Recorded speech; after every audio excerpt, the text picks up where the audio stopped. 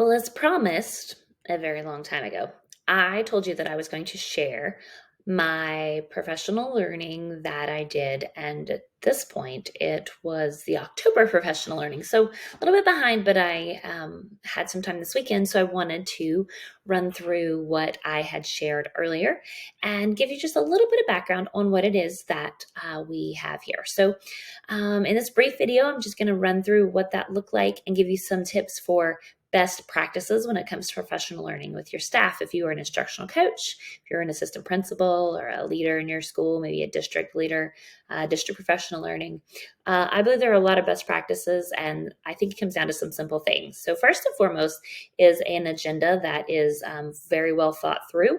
It also, in my case, I believe very firmly that if I break down the time that we're going to spend on that, it gives teachers a reassurance that I am not trying to waste their time. I'm trying to be very purposeful, and I'm building in exactly what needs to be done.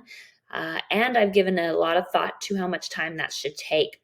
I always tell my teachers that, they are the controllers of our professional learning. Should we go over the time? If it's in their interest, if they want to continue that discussion, then I'm always going to leave that open.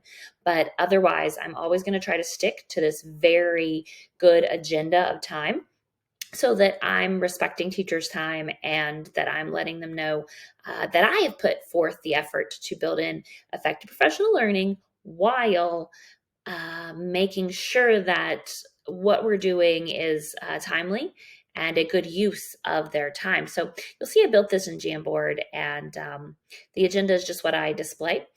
This beginning professional learning was on this year. It's on instructional strategies. So I started with a jigsaw method, and jigsaw should not be something that was new to teachers. So I didn't really want to give them like here's how you do jigsaw. But for the teachers who maybe haven't done it in a while, or maybe haven't never done it, or attended the professional learning at some other time and really did a get but don't take kind of philosophy, I wanted to make sure that they had an understanding of how the jigsaw method worked with the jigsaw group moving into the genius group and then back to the jigsaw group. And so we did a brief just run through of what that looked like, and made sure that everybody was there.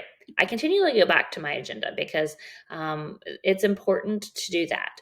It's important for them to see you moving back and forth so that they know that you're paying attention and you're being mindful. So, of course, here we were at the find your seat, which should have been super easy. Because this was our first professional learning, I need to kind of explain that we're going to do this instructional strategies vision. Then we moved into the number 3, which was the second slide that you saw. And you'll see that there I didn't take any more than 5 minutes, and that was 5 minutes if two or three of me explaining, and then a couple minutes if we needed to answer questions. And then I had some reading material for them. So I previewed the reading material that was on each of their tables, took that 5 minutes. It was all on small group instruction. So I kind of did a double win here. Look, I was getting the background on the jigsaw, but I was also building in professional learning on small group instruction. I let them spend 5 minutes doing a debrief. Like, let's do maybe let's look at this from an informational writing standpoint. If you're looking at nonfiction text, what are some things you look at? Pictures, images, captions. I'm looking at headings, subheadings. What can we get as a generic view?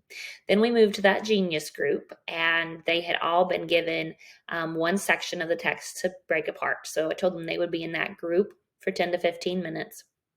Again, I wanted that to be a little bit in the middle because I didn't want to shut them off at 10. But there it was. Then we returned to our jigsaw group, and we did a time to share, which was 5 to 7 minutes. Now, in the middle of this, what I was doing was I was modeling what a teacher would do during this time. And that is, I was walking the room and using this rubric that I had demonstrated and shown them in the very beginning. I used this rubric to be able to demonstrate for them what it is teachers would do while the jigsaw groups were working. They wouldn't sit in the back of the room and grade papers. They would be working towards getting good real-time feedback to students. And so I told them exactly what I was looking for in that real-time feedback. They knew what that was. And so we had that background. At the end, what they did was they had an index card that they had to do their debrief or their information. Um, and from that debrief, they would take that index card and they would turn that into the table. Team Blue, the blue team, would turn their index cards in under their Team Blue rubric that I'd completed. So they would get real time, immediate feedback for their group work that day. And we talked about the importance of real time, immediate feedback. So each group, I had a blue, a teal, a yellow, and a pink group. And so each group got immediate feedback before they walked out. And of course, I was walking around the room the whole time. So I was modeling what a teacher would do. And so they knew that I had that. I also, on the back of that rubric, would write down one or two things that I'd heard that group say that I wanted to share with the whole group. So again, modeling how a teacher would use the rubric, but also modeling how you would be engaged and the groups would know you were engaged and you were using that to be able to share out to collectively have information for all the groups. And so, when it was all said and done, we can look back. We went back to that debrief of, what was the dissonance? What did we see would work? What did we see wouldn't work? And teachers came up with some great ways of like, well, I would do this, or I would change this to do, or I might make this a multi-step day so that everybody was in tune with what we were reading, or I would make sure that this was something that we had already done, that this was a review so that if I was going to get a grade from this in some way, that this wasn't new information and we were relying on the Genius Group to just provide that information for us. So good information came from our dissonance and determination time of those 5 to 7 minutes. And of course, as they walked out with some understanding of how their group had worked. I did want to just show you a few pictures from that day. On the table, I had some hands-on materials, and they were there for a couple of reasons. If they wanted to utilize those to model something or show something, all aboard. But you'll see my teachers actually started making some pretty cool creations. And what I hope that also taught them was that they weren't off task. They were very much on task, but they were tactile. Almost every teacher in that room that day, with 4 different sessions, almost every teacher in that room that day picked something up and had it in their hand and they were tactile.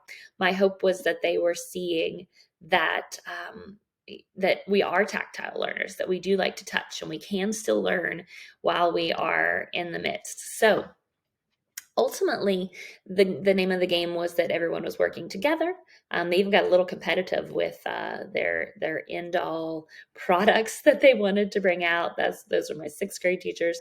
One of my coaches created a stand for his index card, which I thought was super creative and just a great way to demonstrate how he was on task. He got the work done, but he also had a lot of fun making something to show off his work. The ultimate win for me here was just engagement. And if you can get your teachers engaged and happy, that's the win. The last thing I want to share with you is what I did. They all turned in index cards. And with those index cards, what I did is I took a Post-it, and on top of that index card, I wrote a note to every single one of my teachers. It took me 3 days, but I wrote a note to each one of them and told them that while they got an immediate feedback here on the rubric, I was going to get to them their individual feedback. So this was their group immediate. Their individual feedback would take a little bit longer, but everybody got individual feedback in the terms of a nice little happy note for me. I also learned when you don't write a lot, your hand gets cramped. So I could only write about 10 at a time, but absolutely worth it.